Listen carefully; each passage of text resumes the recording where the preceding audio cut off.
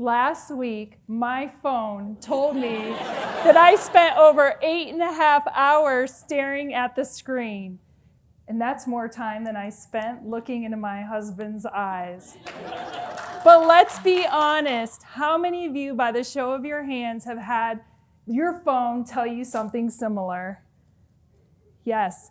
In a recent study by Harmony Healthcare IT, they found that we're on average spending over 5 hours scrolling, swiping, and disconnecting. We are losing our presence, the true heart of learning. Learning is important for us to understand that it doesn't come from consuming more content through Reddit and through Instagram. It actually comes from the small, intentional moments that we have with each other and with ourselves. Think about it. Think about a time in your distant past that you've never forgotten. When you think about it, we understand it doesn't come from more content. Learning scientists know there are 5 interaction modes for learning engagement. Most of us know about learner to content and learner to teacher, but there's also learner to machine and 2, learner to learner and learner to self, that can bring the most unexpected and remarkable changes in your personal and your professional life when embedded in this instructional strategy, microlearning. Microlearning is when you take a big idea and you break it down into little pieces. Well, you may ask me, well, Gina, why does this even matter? Well, learning scientists know that on average, we can only hold on to between 5 and 9 pieces of information before we forget it. And many of us, within the first hour of hearing things today, are going to forget almost half of what you've heard, unless it's tied to emotional resonance, it's novel, or it's relevant to your life. When learning is tied to emotion, it sticks. When learning is tied to purpose, it transforms. So yeah, big ideas, they work and they matter, but here's what most people forget and miss. Microlearning is more than reducing content. It's about restoring connection. And I know that our hearts and our minds desperately need connection.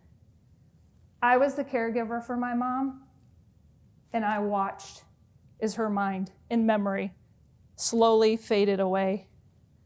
She didn't need more content.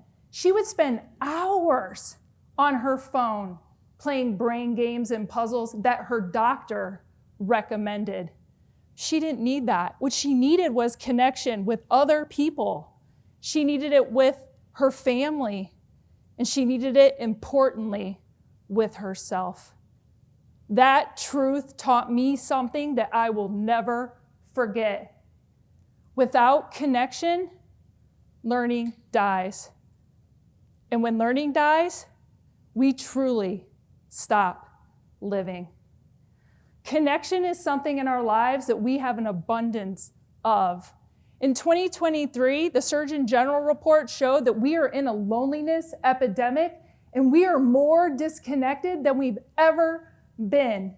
And learning scientists that study chronic loneliness are finding a reduction in our gray matter that's responsible for empathy, for decision making, and for memory. So microlearning is so much more than reducing content. It truly is about restoring connections with each other and ourselves that transform us. That 2025 study that showed that we are busy disconnecting, microlearning has the power to connect us.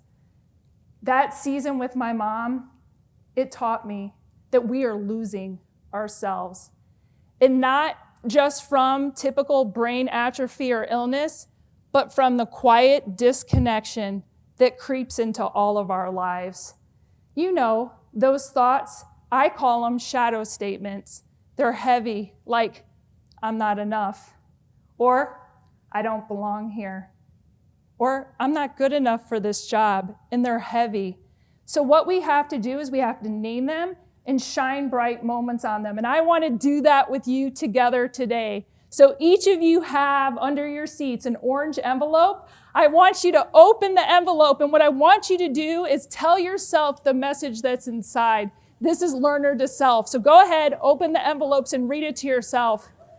Read it. Say it out loud. What does the message say? You are a winner. Say it again. You are a winner. You are a winner. You are a winner. And this is learner to self. You have to keep these thoughts visible to interrupt that inner critic. I know this as a learning scientist and CEO of a learning company. I have spent my entire career studying how we think and how we grow. Many of us look outwards for answers. Raise your hand if you listen to a podcast. You listen to a podcast. How many of you read books? You read books. We do these things. You're here, you're listening to a subject matter expert, right? You listen to these things. But what if the most powerful teacher is the quiet voice within each and every one of us that can create a narrow connection that can transform our lives and transform us? Look, I know that we've all had painful moments in our lives. We all are going to continue to have hurdles and painful moments. Remember that story about my mom? Well, when she died, I found this letter. In the first line of this letter, it says, "This will be the first Easter in 7 years that we will be together." She wrote this letter when she was 52. She died when she was 74. I found this letter this past Easter. 2 days after I found this letter, I had to show up in Tampa and give a huge presentation. I didn't want to let my team or my clients down. So I showed up, and I was barely holding it together. But I paused, and I took a deep breath, and I used this learner to self strategy that changes everything. And I want to give it to each and every one of you so that when you have a shadow statement enter into your life, you can harness it. So this is what you do. First, you pause and you take a deep breath. And you picture a red stop sign glowing like a beacon in the fog. And on that stop sign, you paint something beautiful. You know, something that pulls at your heartstring, like a beautiful sunset. Or for me, what I do is I picture the warmth that you feel holding that person's hand that you love. And you focus on that feeling, because that feeling is what brings you back into the present. Over time, I don't even need to picture the stop sign anymore. I can focus on that feeling of love, and it can help me. And thank goodness I had that in the lobby, because I had to have coffee with that client, and I was grieving. I was fragile. I was barely holding it together. But I opened the door for presence. Despite that deep pain I felt from losing my mom, I chose connection, because I know love lives in the smallest of gestures. The coffee server, he came over, and I looked at him and I said, "I am so glad you were here today." And I actually gave him one of those stickers. And I said to him, "You are a winner." And we locked eyes and exchanged the gift of love and presence that neither one of us will ever forget. 2 days after my presentation, I went down to the coffee bar, and he was there, and he gave me something. He handed me this glass eye. It's meant for protection. And he said to me, "You are an angel to me." And I held on to that eye for 4 hours. I'm not kidding you. I held on to it so tight, not because it was magic, but because of the moment that was.